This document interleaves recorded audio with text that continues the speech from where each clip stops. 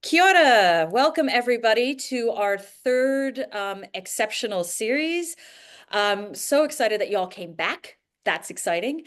But more importantly, I'm super excited to welcome Louise Nash. And I have to be honest, I've been a lurker in a nice way, maybe, of Louise for a few years now. So I'm a bit of a design fangirl of her work.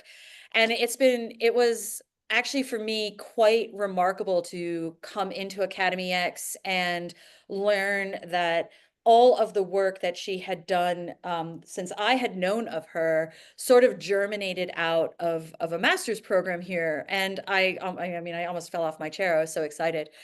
So I have to say with as much control I have over my inner squeeing design fangirl, I'd like to welcome you all to another inspiring installment of our Exceptional Student Series. This is where we celebrate innovation that creates real-world impact. And we're featuring today the incredible Louise Nash, who transferred a master's project at Academy X into a global movement for sustainability. Louise exemplifies how powerful ideas can scale when innovation meets purpose. During her Masters of Technological Futures, she laid the groundwork for her Circularity and the XLabs programs, which have now empowered over 25,000 individuals to implement circular strategies. From housing to tourism, she's developed elegant circle designs of 168 strategies across diverse sectors, which can contribute, if we all started thinking about it in this way, could contribute to a 4.5 trillion global opportunity. Her journey from student to leader shows how Academy X's forward-thinking environment can help turn what if into what's next.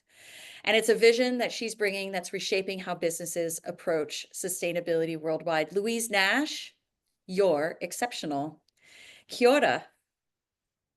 Kia ora, Perrin. It's really cool.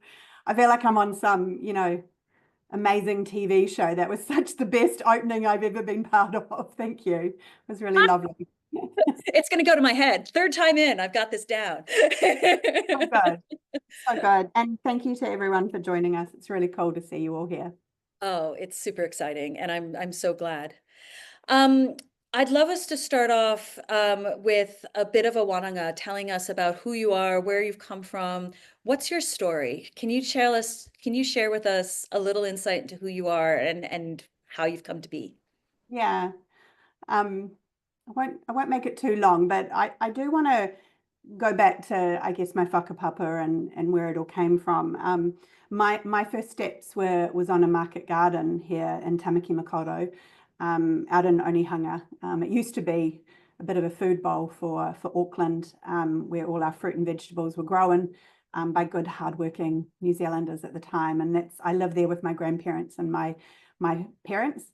And that idea of kind of entrepreneurship and working on the land and whānau and community has always stayed with me. I have a strong love of food. But as you know, life takes many different journeys from there. I think I watched too many TV shows about law and order, and all I wanted to do was become a lawyer. I thought it was just the coolest thing in the world. And so all through school, I had that kind of geared up, went off to university, wanted to do a BCom and an LLB and did those. And when the time came after a couple of years of study, they drew the line between all students, those that went through to law school and those that didn't. And the line sat above my name. And I was really devastated at the time. But for some reason, I think that strength that I got from my family and from my community enabled me to go, well, this is going to be a different opportunity. Really lent into economics and studied that and continued that and went on to have a career advising businesses in the communication industry. So that's kind of the start, and that kind of led me to work in that for 20 years around the world. I worked for some incredible businesses and brands. I worked for Walt Disney in the US and up in Canada. I launched, ice sculptures on ice skating rinks for Walt Disney. Worked across London and also in Australia, and returned back home and worked for many beautiful brands here in New Zealand. And and was operating as a what they call a chief strategy officer in the agency world. Yeah. Wow. I love that you built ice sculptures. Did you skate I between them? did. Yeah? Yeah, I've got a famous very for strong skating, don't we? visual of me learning to skate in Canada. Natural ice skating rinks almost in the city, right? They do drop a bit of water down, but then it stays frozen for the whole winter. Oh, And yeah, that's how we launched movies and games and things like that. Yeah, we did those kind yeah. of experiences. It was really cool. And What when you was the most elaborate ice sculpture you built for what?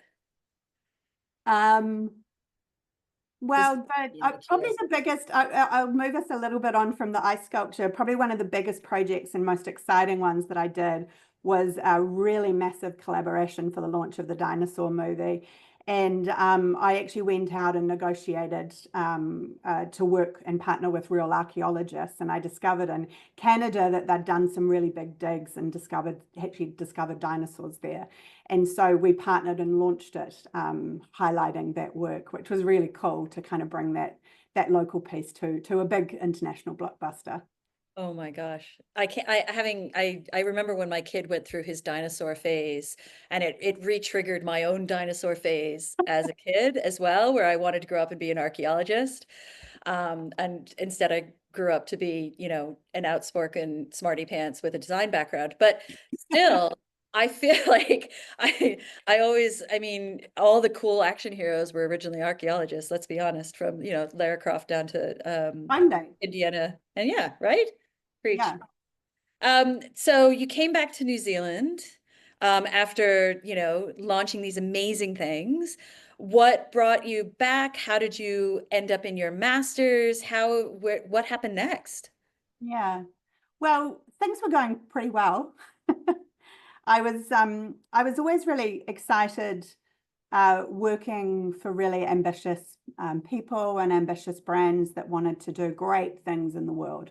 You know that But at the time, sort of around 2017 and 2018, the environmental movement really got me. And there were a couple of big flagship kind of moments in that. If we look back, one of them was the plastic crisis really came to the forefront. We were seeing images in our mainstream news media of heartbreaking images of marine life with plastic inside their stomachs and things like that. And we also had school children starting to protest. So that was the early days when Greta Thunberg came to the forefront and was being again covered by mainstream media. And the school movement of climate protests began. So I felt like I was incredibly late to this. As soon as I started kind of looking into this, I was like, oh my God, I almost felt like the idiot in the room.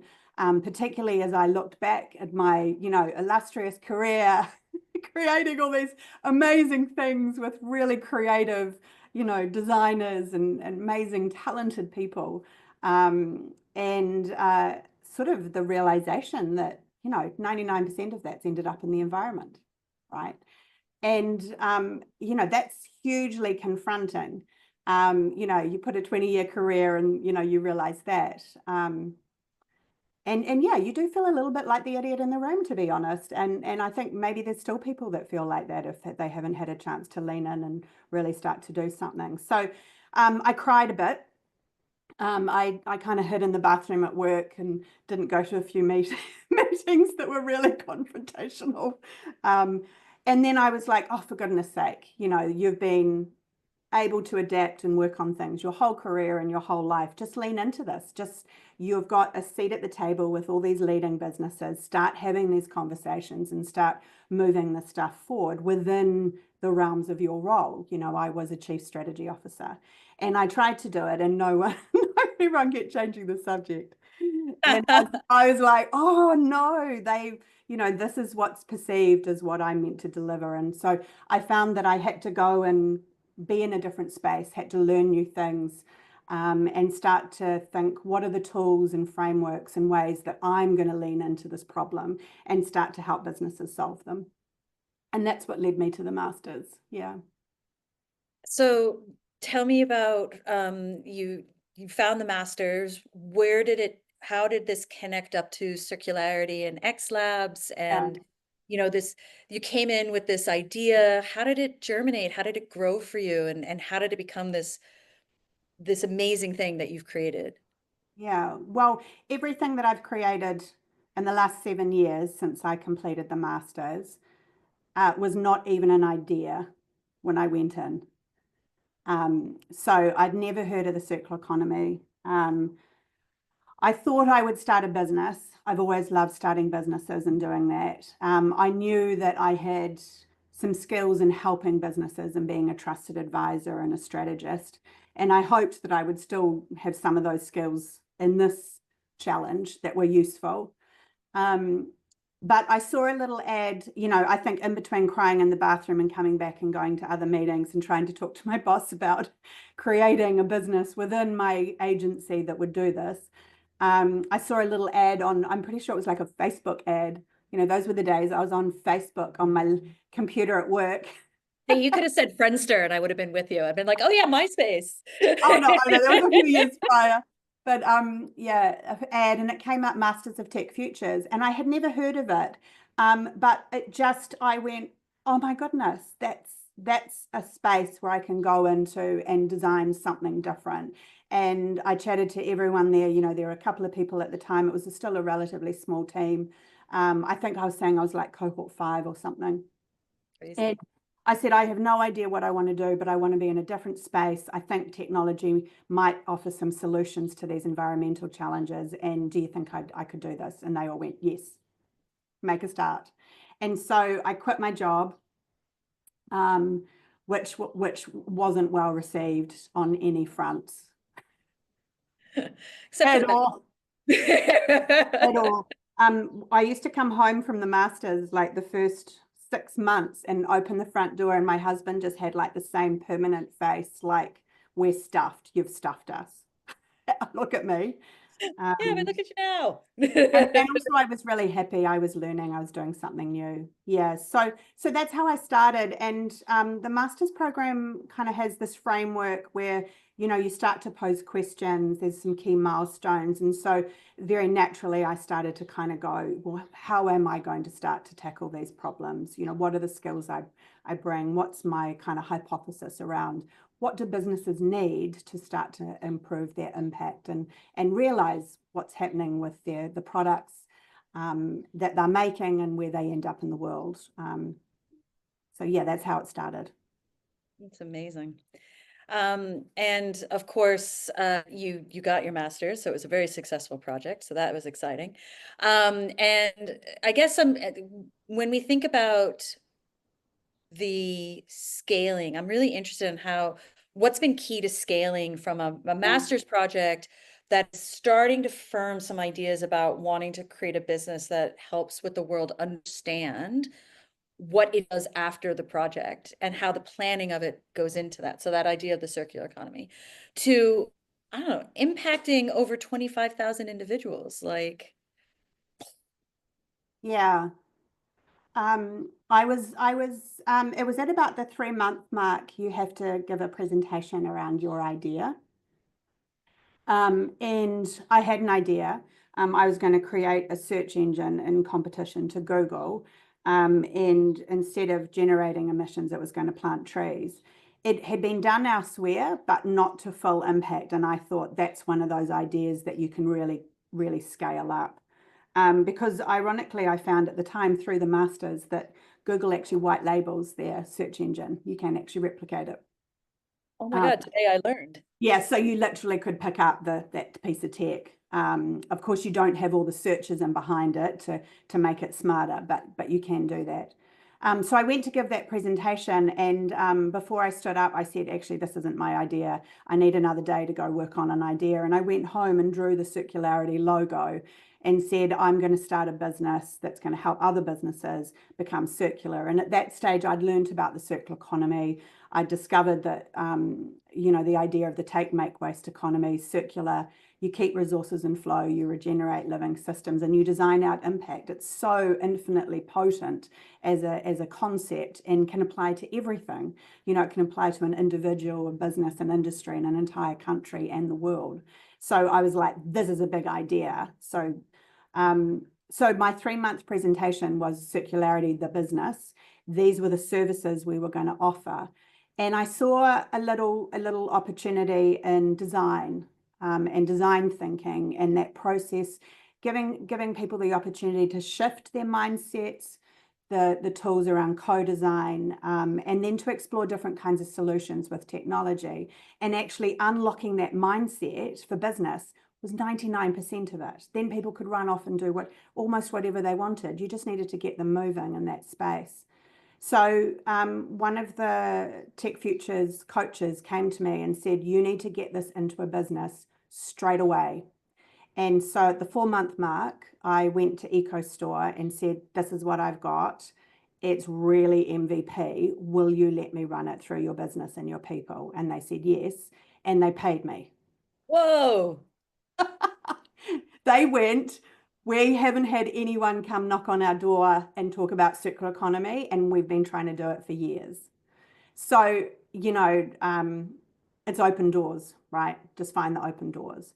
And so they allowed me for about a year to do that. And meanwhile, because of EcoStore, and I shared that and they shared it, then just more businesses came on board and allowed me to jump in and do that with their people.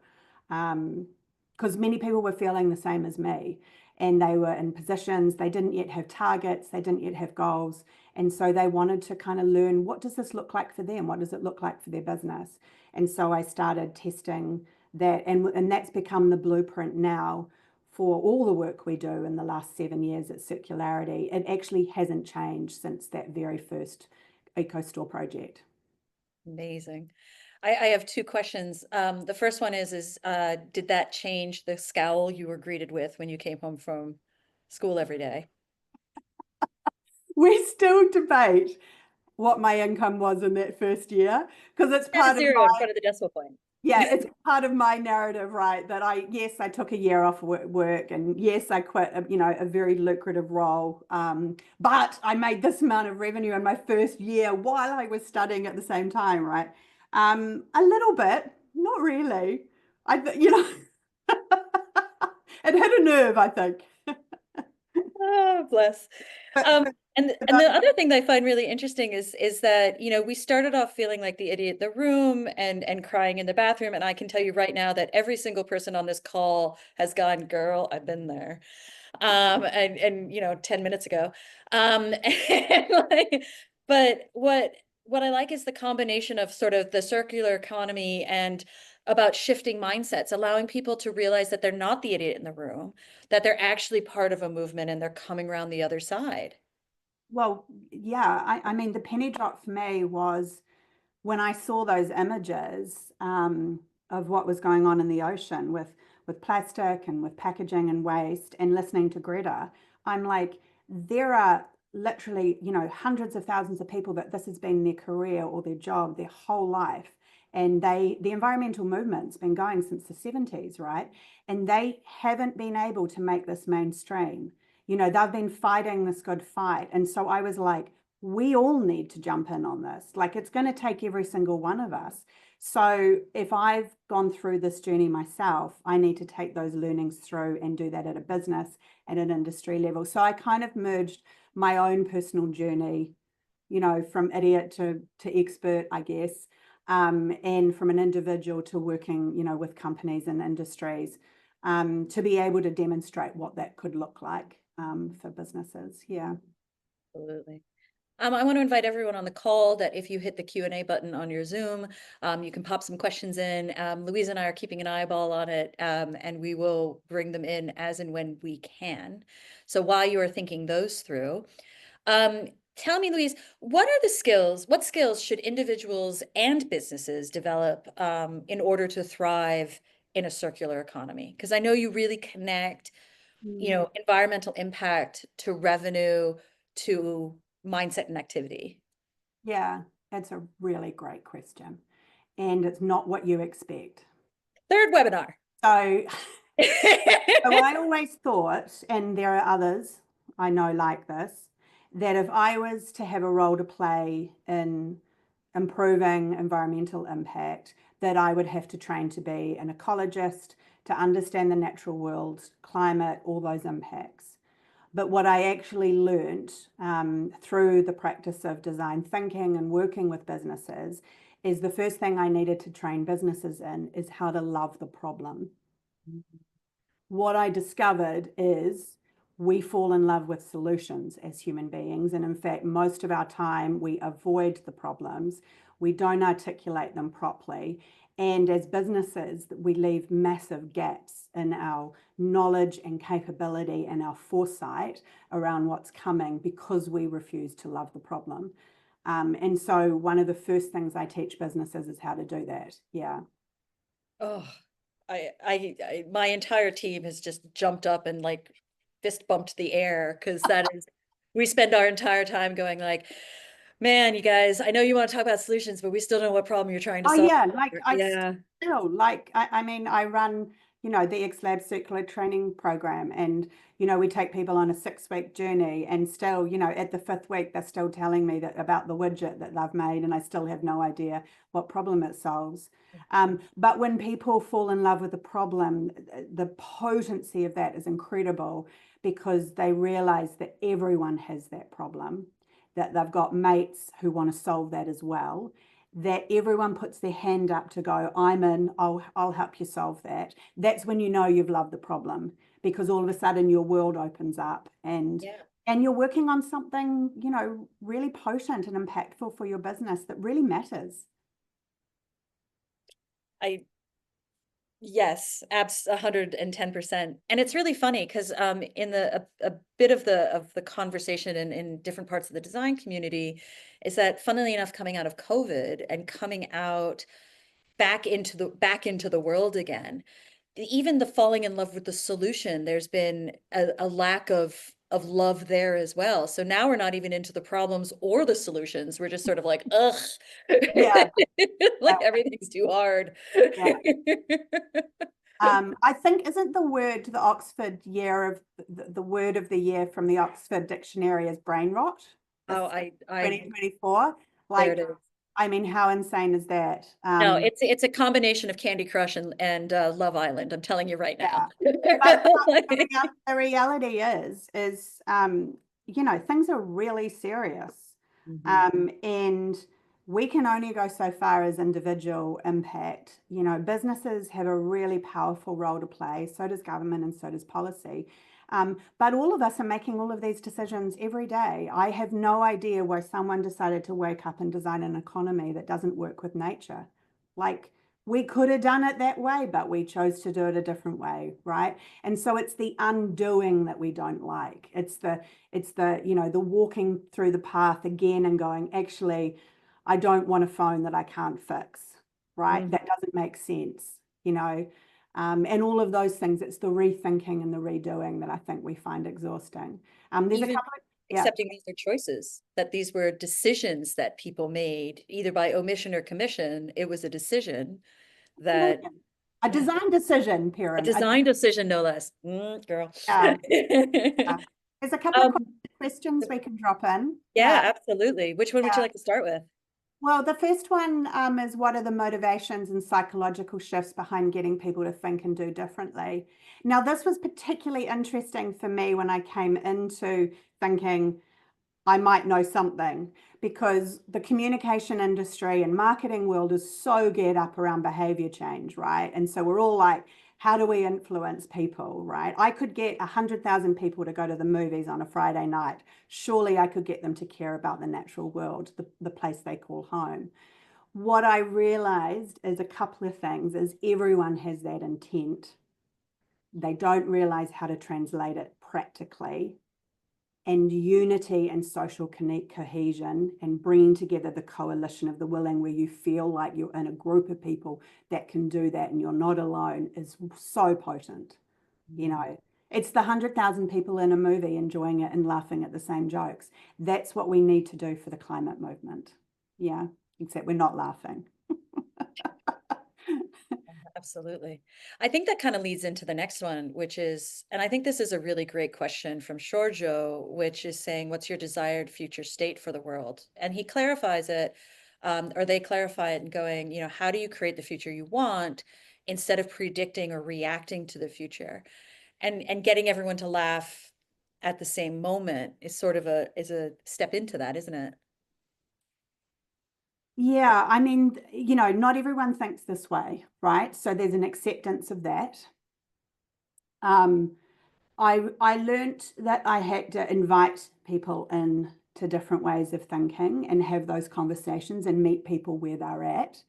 Um, People have a different plan for their lives around what it looks like. For me, I don't, people often go, is it going to be okay? After a few drinks, my girlfriends often pull me aside and say, we're going to be okay, aren't we?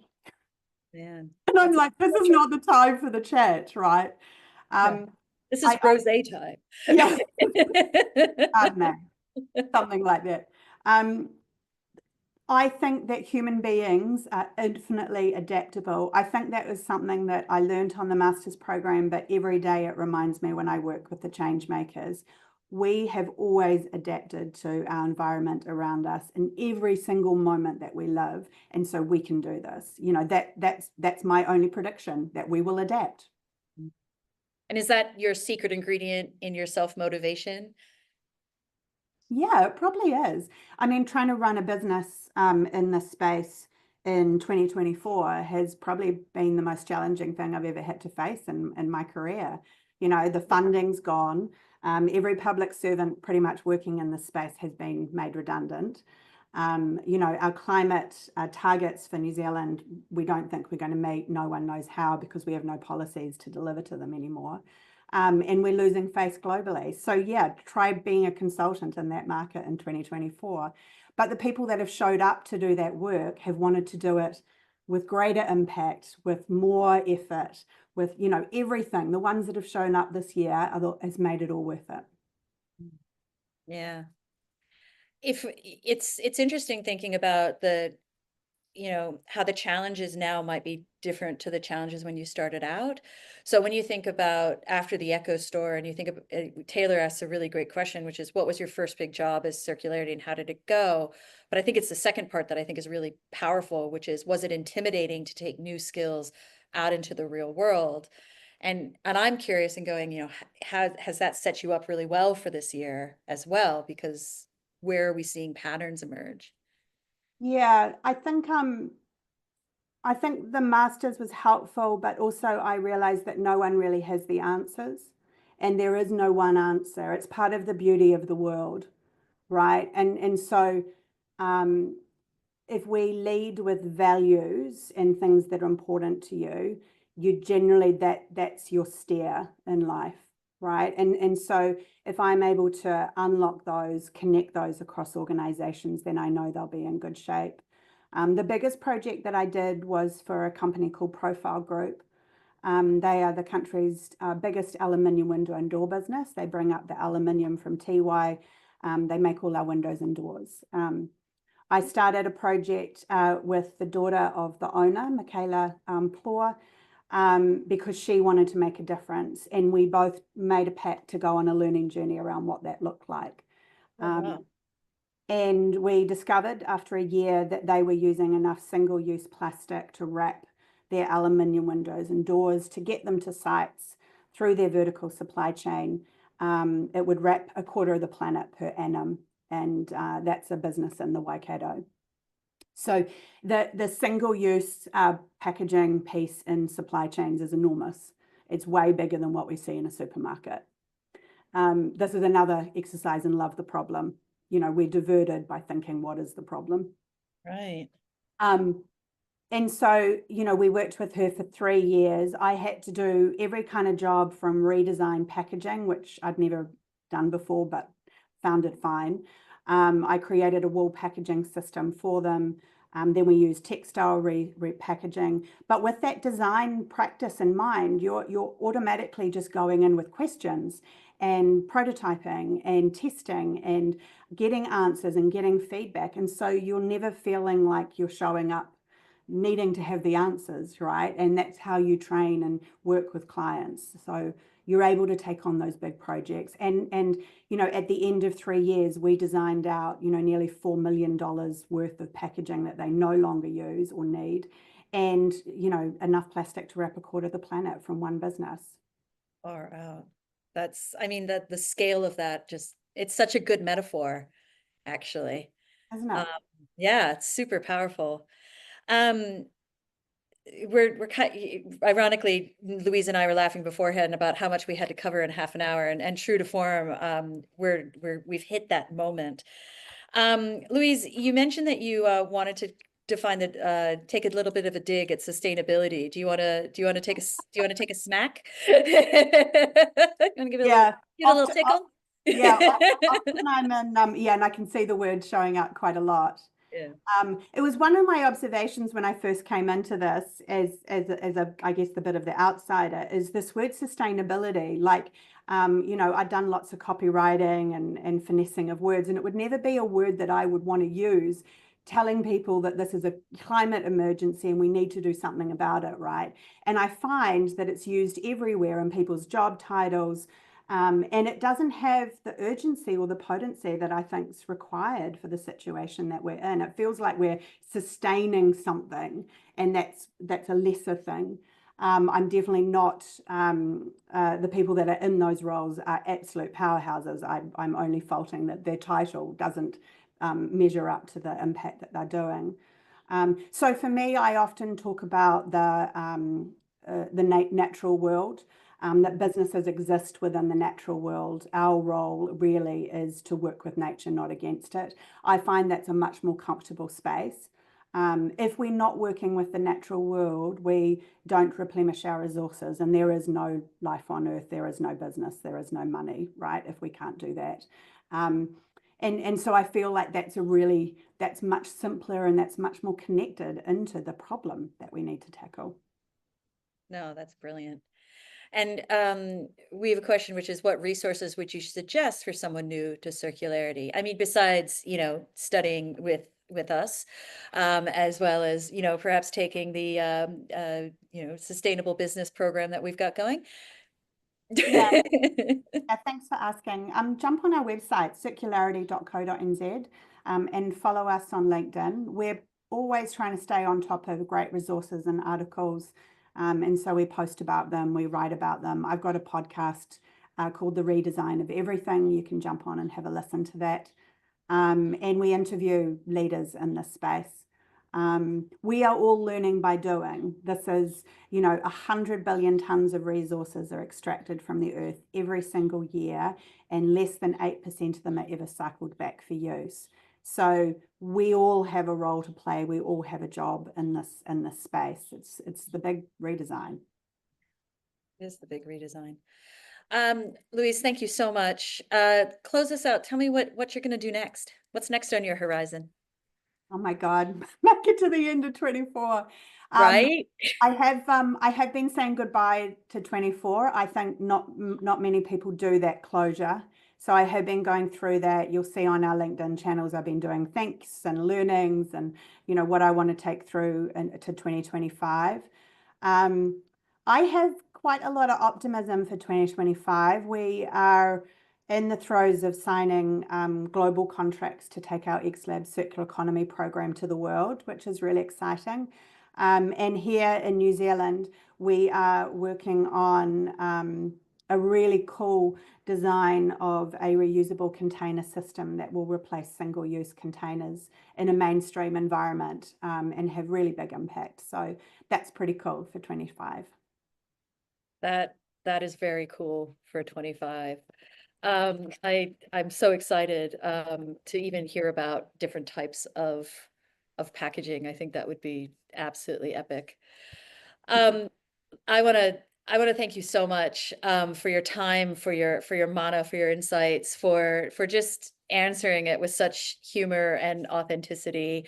We we know that all of our students are pretty special, and it's great to see how exceptional you really are, Louise. Thank you again. Thank you once. Thank you twice. Thank you 3 times. Um, Kaikite ano, I really appreciate you all.